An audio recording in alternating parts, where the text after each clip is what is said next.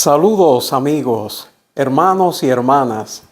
Gracias a Dios que estamos aquí nuevamente, agradeciéndole al Señor, a la Virgen, por sus intercesiones, a ustedes también ese favor que nos conceden de que formen parte de este canal. Ojalá que otras personas a través de ustedes puedan enterarse de la existencia de este canal. Señores, me ha llamado la atención, siempre me ha llamado la atención la manera tan pedagógica, tan útil, tan práctica que Dios siempre ha utilizado. En las Sagradas Escrituras, a lo largo de toda la historia de la salvación, lo encontramos. Dios se vale de la cotidianidad para transmitir alguna verdad de fe del reino de los cielos. Cuando hablamos del reino de los cielos, siempre debemos pensar en la persona de Cristo. Así una vez lo expresó el Papa Benedicto XVI, a quien admiramos mucho. Bueno, cuando pensemos en el reino de los cielos, pensemos en la persona de Cristo. En otras palabras, hablar del reino de los cielos es hablar de la misma persona de Cristo. Y en ese sentido que utiliza también una pedagogía de la cotidianidad, ya lo encontramos en una lectura, varios textos que la Iglesia nos ofreció uno de estos domingos. Veamos la lectura del profeta Ezequiel, capítulo 17, del 22 al 24. El pueblo de Israel ya había sido esclavizado por Nabucodonosor en el 597. Fue por etapa, pero se llevó a una gran parte de la población, sin duda alguna, todo personaje de cierta importancia a nivel de la nobleza, a nivel de funciones, oficios, se los llevó, incluyendo los líderes religiosos. Entre ellos, por ejemplo, el profeta Ezequiel. Y estaban entonces en Babilonia. Ese destierro duró hasta el 538. Exactamente. Recuerden que antes de Cristo los números van disminuyendo. Comenzó 597, finalizó el destierro 538. Y bueno, en esa situación de esclavitud, el pueblo de Israel se sentía apagado, sin ánimo, sin esperanza. Dios no deja abandonado a sus hijos, a sus elegidos, no nos deja. De verdad, debemos tener esa profunda convicción, ustedes y yo. A pesar de nuestro pecado, que no debe ocurrir, debemos tomar todas las medidas posibles para que el pecado no acontezca en la vida nuestra y procuremos que tampoco en la vida de los demás. Entonces, a pesar del pecado, Dios no nos deja abandonados. Siempre he compartido con los feligreses que cuando uno cae en pecado, Dios respeta nuestra libertad, pero nos da la luz del conocimiento sobre lo que hemos cometido, para que caigamos en la cuenta de cuál fue la falta que cometimos, que no fue de nadie, que la fiebre no está en la sábana o en las ramas, sino que el culpable fue uno mismo, que no fue otro. Como el hijo pródigo, entonces cayó en la cuenta y terminó concluyendo: he pecado contra el cielo y contra mi Padre. Regresaré y le pediré perdón. Eso es lo que desea el Señor, que ustedes y yo, ante esa luz de su conocimiento, primera bendición de Dios, bueno, entremos en razón, que analicemos, reflexionemos, maduremos y nos arrepintamos, enmendemos, regresemos y pidamos perdón a Dios y a los demás, porque el pecado siempre agrede primero a Dios, segundo a uno mismo, tercero a los demás, la convivencia. Bendito sea Dios que nos ha dejado, esto es un paréntesis, el sacramento de la confesión, para que podamos entonces, después de unos pasos previos para una buena confesión, entre ellos también tomar conciencia, el dolor en el corazón, tener el propósito de no caer y tomar las medidas para no volver a caer. Eso es necesario. No basta con que yo comprenda, Dios mío, ¿dónde estaba yo? ¿Qué fue lo que yo hice? Dios mío, ¿qué me pasó? ¿Qué me pasó? Bueno, es bueno que uno logre llegar a esa etapa. Eso es dolor en el corazón. Pero tomemos las medidas. Tengamos presente las faltas que hemos cometido. Bueno, pero ahora abordo el texto del profeta Ezequiel, capítulo 17, del 22 al 24. Ante la desesperanza del pueblo de Israel, Dios envió a este profeta y les dijo que le dijera Dios de una manera metafórica, es decir, haciendo uso de comparaciones. Dios dice en ese texto que de lo alto de la copa de un cedro, lo más alto, tomaré las ramitas, es decir, lo más tierno, como queriendo decir lo que no se ha contaminado, y lo sembraré en la montaña más alta de Israel. Y oigan lo que dice el Señor. No se apuren, que voy a explicar un poco. Y dice, y todos los árboles silvestres sabrán que yo soy el Señor, que humilla los árboles altos y ensalza los árboles humildes, que seca los árboles lozanos, buenos, saludables, y hace florecer los árboles secos. Yo, el Señor, lo he dicho y lo haré. ¡Ah, qué maravilloso! ¿No les recuerda a ustedes algo? Bueno, con esto le da esperanza al pueblo de Israel. Dice que no todo está perdido, que ellos renacerán como nación. E incluso antes llega a decir que todas las aves se refugiarán en ese árbol que es sembrado en Israel, la montaña más alta. Eso significa triunfo. Todas las aves. Entonces los demás pueblos estarán congregados en torno al pueblo de Israel. Ahora, ¿no les recuerda a ustedes lo que una vez dijo Jesús de que el que se humilla será ensalzado y el que se ensalza será humillado? Ahí está. También llegó a decir el Señor, muchos últimos serán primeros y muchos primeros serán últimos. Claro, estas dos últimas expresiones bíblicas tienen también una explicación mucho más rica, Pero yo no sé por qué me recordó, cuando leí ese texto de Ezequiel, me recordó esas dos expresiones. El Salmo 91 nos presenta en su segunda estrofa algo interesante.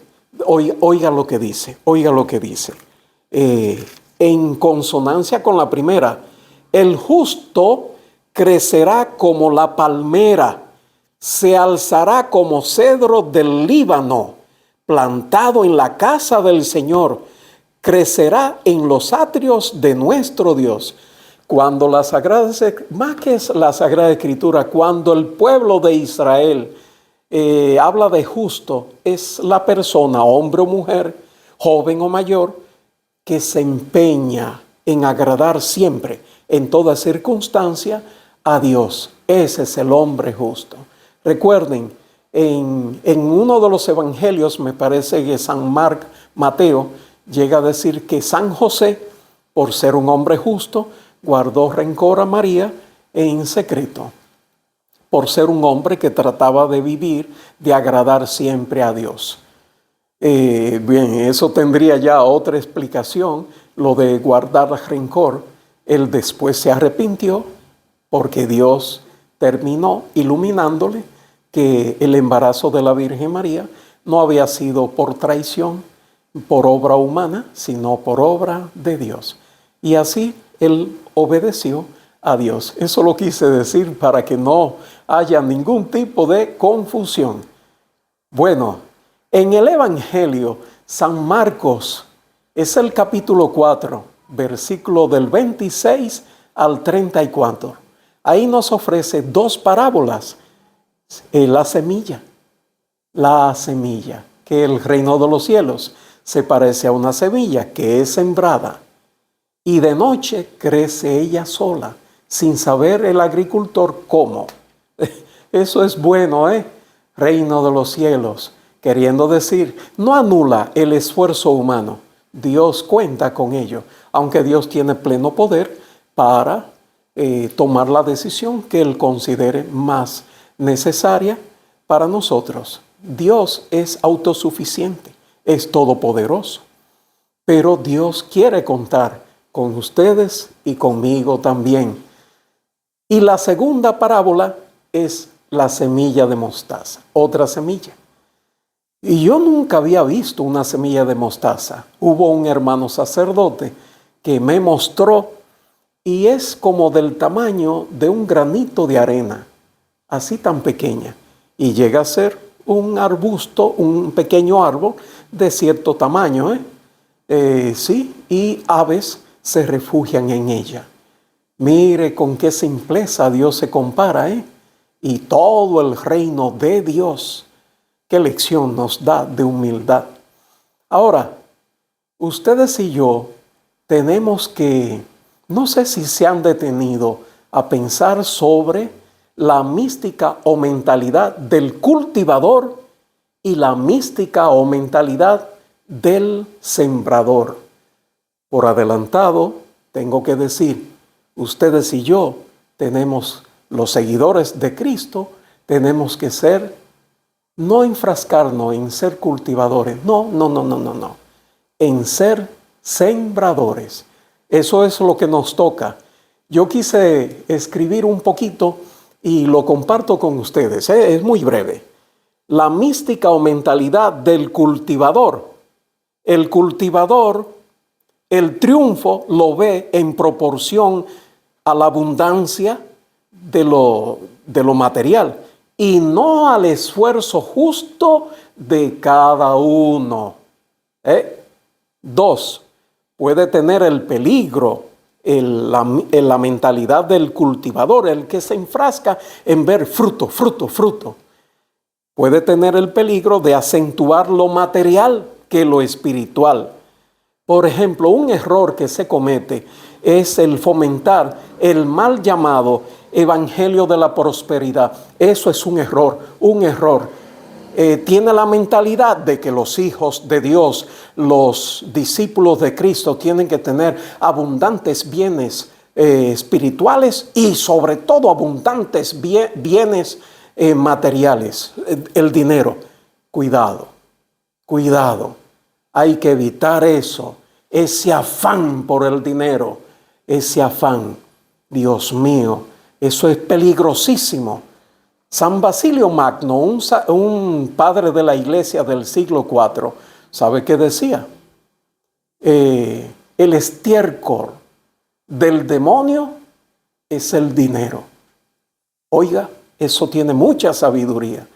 Todos tenemos que cuidarnos del dinero o de el tener, de lo material. El dinero se le valora, pero en su justo sentido, para el desenvolvimiento, para obras de caridad, etcétera, pero no poniéndolo tan alto por encima de la vida de los demás, por encima del valor de lo espiritual, por encima hasta de Dios, y creyendo, si tuviéramos dinero, hiciéramos oración, palanca, como dicen los cursillistas de cristiandad. Muy bien dicho, muy bien dicho. Es decir, rodilla, sacrificio, pidiéndole al Señor, y ustedes y yo haciendo lo que está a nuestro alcance. Nuestro mejor esfuerzo, no el mínimo. Eso es mediocridad, no ayuda mucho. Entonces, tercero, mentalidad del cultivador. Su afán son los resultados que son visibles. Y por último, corre el riesgo de centrarse en sí mismo y de comparar el pasado con el presente. Miren lo que estamos haciendo ahora, ahora sí estamos trabajando. Cuidado, que ustedes y yo tenemos la dicha, bendito sea Dios, que estamos disfrutando del sacrificio, de la vida que dejaron pegada en el camino tantas personas. Así que cuidado, sepamos valorar, sepamos tomar en consideración y sentirnos y dar gracias a Dios que lo que ustedes y yo tenemos como pueblo, en este caso pueblo dominicano, como familia, como matrimonio, en el caso de los casados, como iglesia, es ante todo porque Dios lo permitió, Dios bendijo, y el humilde esfuerzo de todos. Debemos ser continuadores a hacer lo que tenemos que hacer. Y punto, y punto. Ahora escuchemos mentalidad o mística del sembrador. El sembrador tiene presente que Él no es el dueño, que es Cristo. Eso es conciencia para quien vive. Tiene un alto sentido de pertenencia. Segundo, conciencia de que tiene una misión. Eso es claridad de vida. Tercero, está claro de que a él le toca sembrar, no cultivar. Eso es sentido de responsabilidad. Cuarto, la semilla tampoco es de él. Eso sí está bueno. En otras palabras, cuida lo que Dios le ha dado, los recursos, poco, mucho, mediano, etcétera, pero los valora, los estima, los cuida. Quinto, valora las cosas pequeñas. Mentalidad del sembrador, valora las cosas pequeñas. Un esfuerzo, un aviso, una animación que alguien hizo. Padre, que yo voy a cantar, o yo desearía por lo menos animar. Yo me encargo de avisar. Todos los esfuerzos son importantes. Por amor al reino de los cielos, el más mínimo esfuerzo vale oro. Bueno, sabe la mentalidad del sembrador, sabe que al final será evaluado. Escuchemos lo que dice San Pablo en la segunda carta de los Corintios, capítulo 5, versículo del 6 al 10. En el 10, escuchemos, es un solo versículo, Dice, porque todos tendremos que comparecer ante el tribunal de Cristo para recibir premio o castigo por el que hayamos hecho mientras teníamos este cuerpo. Las obras son necesarias. Que solo nos salvamos por la fe. Cuidado, las obras son imprescindibles. Fe y obra. Hay un caso excepcional que es el caso del ladrón que se arrepintió. Y alguien me preguntó, pero no tuvo obra, pero sí tuvo por lo menos la oportunidad de manifestar públicamente su conversión. Testificó con su perdón, testificó su amor, su adhesión, su entrega a la persona de Cristo. Acuérdate de mí, Señor, cuando estés en tu reino. A continuación comparto con ustedes esta canción sobre que somos sembradores. Dios y la Virgen les bendiga.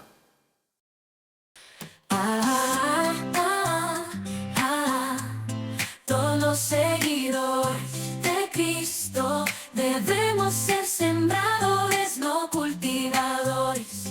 La mística del sembrador es, entre otras cosas, una vida intensa de oración. Una vocación, un alto sentido de pertenencia a la iglesia del Cristo, un compromiso social con las obras de la misericordia y un espíritu misionero católico. Más que criticar, trata de ser una pequeña luz en la sociedad. Jesucristo dijo en una ocasión: no he venido a ser servido, sino a servir. Bendito sea Dios que nos da esta oportunidad.